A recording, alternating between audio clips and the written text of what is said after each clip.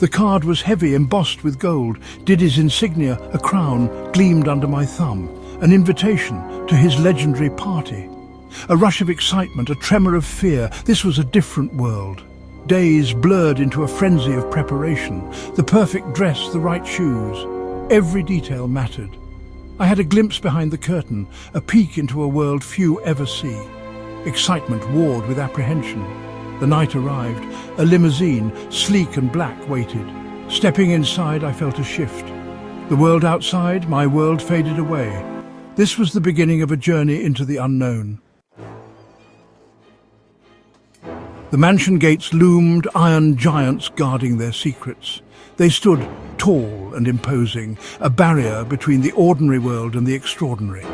As we approached, the intricate designs on the irons seemed to tell stories of old, of grandeur and mystery. The gates creaked open, revealing a path that led us into another realm. We were ushered through, the city noise dying behind us.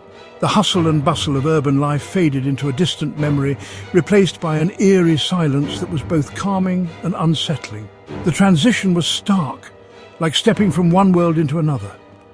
The gates closed behind us with a finality that sent a shiver down my spine. The grounds were vast, manicured lawns bathed in moonlight. Every blade of grass seemed to be in its place, a testament to meticulous care. The gardens, illuminated by the soft glow of the moon, looked like something out of a dream. Statues and fountains dotted the landscape, adding to the surreal beauty of the scene. This wasn't a house, it was a kingdom. The mansion stood majestically, its grandeur unmatched. Towers and turrets reached for the sky, and the sheer size of the estate was overwhelming. It was a place where every corner held a secret, every room a story waiting to be told. Music throbbed, a primal beat that resonated in my chest. It was a rhythm that called to something deep within, urging me to lose myself in the moment. The sound was everywhere, filling the air with an energy that was almost tangible. It was impossible to resist the pull of the music. Lights blazed, turning the night sky into a kaleidoscope. Colours danced and mingled, creating patterns that were mesmerizing to watch. The light show was a spectacle in itself, a visual feast that complemented the music perfectly. It was as if the night had come alive, every shadow and corner illuminated in vibrant hues. Laughter and chatter drifted on the air, laced with an undercurrent of something darker, more intense. Conversations flowed freely, but there was a tension, a sense of anticipation that hung over the crowd. Faces lit up with joy, but in the eyes there was a hint of something more, a secret, a desire, a fear. I stepped onto the marble floor, the music vibrating through my bones. Everywhere I looked, opulence. The interior of the mansion was just as grand as the exterior, with marble floors that gleamed under the lights. People danced and moved with a grace that seemed almost otherworldly, their movements in perfect harmony with the music. Crystal chandeliers, ice sculptures that glittered under the lights. The decorations were extravagant, each piece a work of art. The chandeliers cast a soft golden glow, while the ice sculptures sparkled like diamonds. It was a scene of pure luxury, a testament to the wealth and taste of the mansion's owner. The air itself felt different, charged with energy, with possibility. There was a buzz, an excitement that was almost electric. It was a place where anything could happen, where dreams and reality blurred. The night was alive with potential, and I couldn't help but feel a thrill of anticipation for what was to come.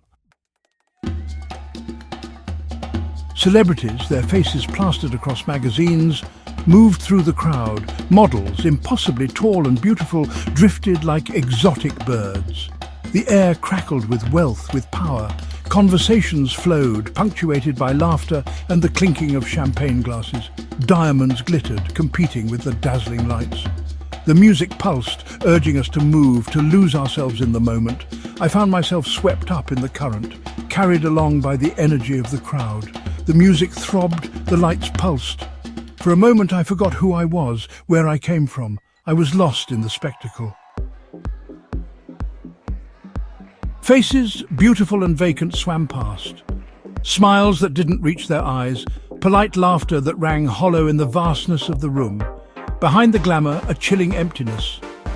A group laughed, their words slurred, their eyes glazed. A young woman draped on the arm of an older man, her smile brittle. The music pounded, a relentless beat that drowned out any real connection. I felt a hand on my arm, a voice in my ear, but the words were lost in the din. The face was a blur, another mask in the crowd. The initial thrill was fading, replaced by a growing unease. Section 5. Behind the mask. A figure stumbled, a champagne flute falling from their grasp. The crystal shattered, a discordant note in the orchestrated chaos. No one batted an eyelid. The party went on, fueled by something darker than joy. In the reflection of a gilded mirror, I caught a glimpse of myself. My eyes were wide, my smile strained. I looked like them, lost in the facade, the illusion of freedom. But at what cost? The music grated on my nerves, the laughter felt forced. The opulence, once intoxicating, now felt suffocating. I needed air, needed space, needed to escape the gilded cage. I slipped away from the throng, the music fading with every step. The air outside was cool, refreshing against my skin. The silence, broken only by the chirping of crickets, was a balm to my soul. Looking back at the mansion, I saw it for what it was. A gilded cage, a monument to excess, the people inside, prisoners of their own making, trapped by their wealth, their status, their desire for more. The world outside the gates seemed distant, unreal. I had glimpsed a world of unimaginable wealth and glamour, but it had left me cold. The experience had changed me, awakened something within me. The first rays of dawn painted the sky in hues of pink and orange. The party was winding down, the last few stragglers stumbling out into the cold light of day.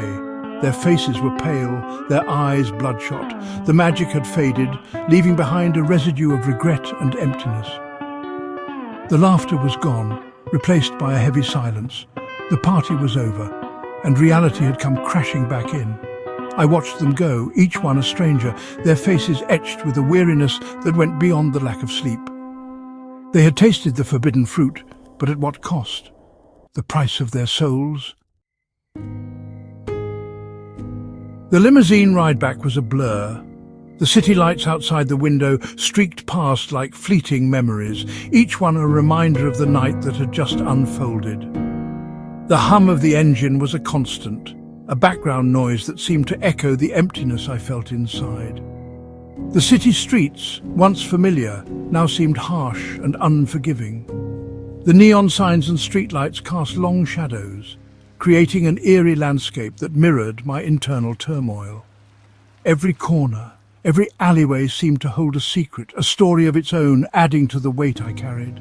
The weight of the night pressed down on me, the memory of forced smiles and empty eyes. Faces flashed before me, each one a mask hiding true emotions. The laughter, the conversations, all felt like a charade, a performance in a grand play where everyone knew their role, but no one knew the script. I closed my eyes, trying to erase the images from my mind. But the harder I tried, the more vivid they became. The opulence, the excess, the desperation. It was all too much. It was a world that glittered on the surface but was hollow within. The opulence, the excess, the desperation. It was a world of appearances, where the facade was everything and the substance was nothing. The extravagant decor, the lavish outfits, the endless flow of champagne. It all seemed so meaningless now. It was a world I had once been a part of, but now felt so alien to me. It was a world I no longer wanted to be a part of, a world that left me feeling empty and alone. The more I thought about it, the more I realized how much I had changed. The things that once brought me joy now felt like chains, binding me to a life I no longer wanted. Stepping out of the car, I felt the weight of the world settle on my shoulders. The cool night air was a stark contrast to the stifling atmosphere inside the limousine. It was as if the night itself was trying to cleanse me, to wash away the remnants of the evening. But the burden remained, a constant reminder of the choices I had made.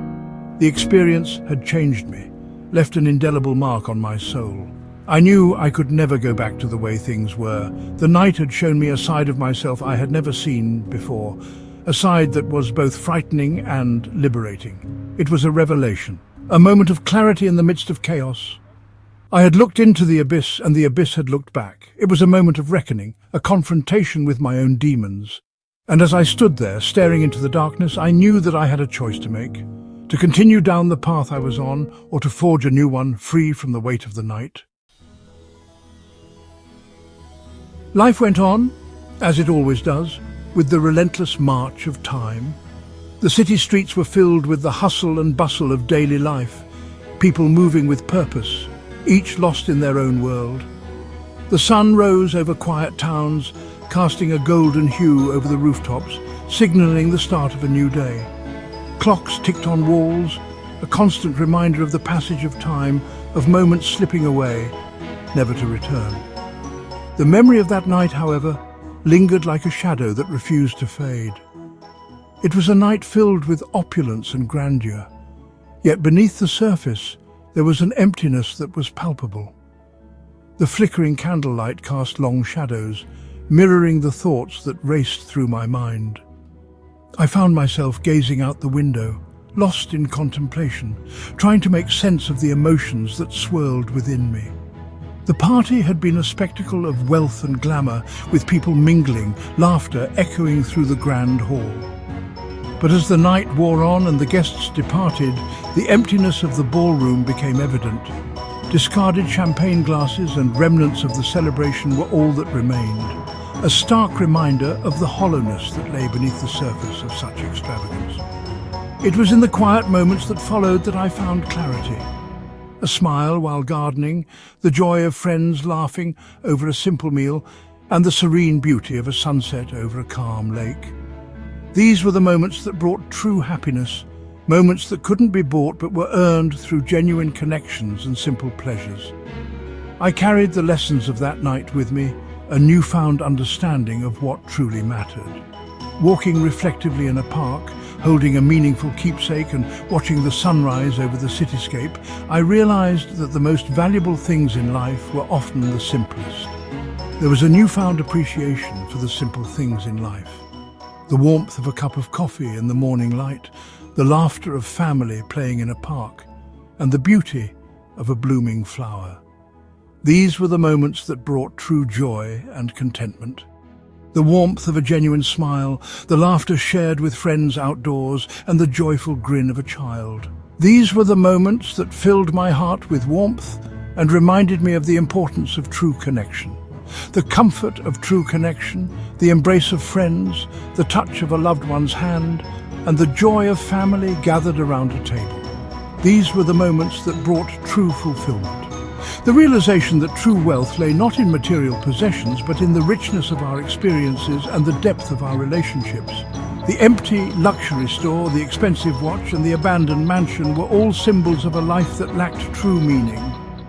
It was the experiences shared with friends on a hiking trip, the joy of a family vacation, and the reflections captured in a journal that brought true richness to life. The depth of our relationships, the heartfelt conversations, the joy of a family reunion, and the stories shared around a campfire. These were the moments that truly mattered. The invitation lay forgotten in a drawer, a relic of a life I'd left behind. It was a reminder of a world I'd once been a part of, but had chosen to leave behind in search of something more meaningful. The dusty, unopened envelope, the sigh as the drawer was closed, and the old photograph of a party were all reminders of a past that no longer held any allure for me. A reminder of a world I'd glimpsed but chose not to be a part of. The dimly lit room with party decorations and the distant cityscape at night were symbols of a life that no longer resonated with me. I turned away from that life, choosing instead to walk a different path. The open fields of the countryside and the simplicity of a minimalist home became my sanctuary. For in the end, I realized that true freedom lay not in excess, but in the courage to live a life true to myself. Standing on a hilltop at sunset, taking a deep breath in nature, and finding peace in the simplicity of my surroundings. It was in these moments of solitude and reflection that I found my true self. The confidence to stand alone, the serenity of a single figure in a vast landscape, and the freedom to walk in wide open spaces. This was the life I had chosen, a life of authenticity and true fulfillment.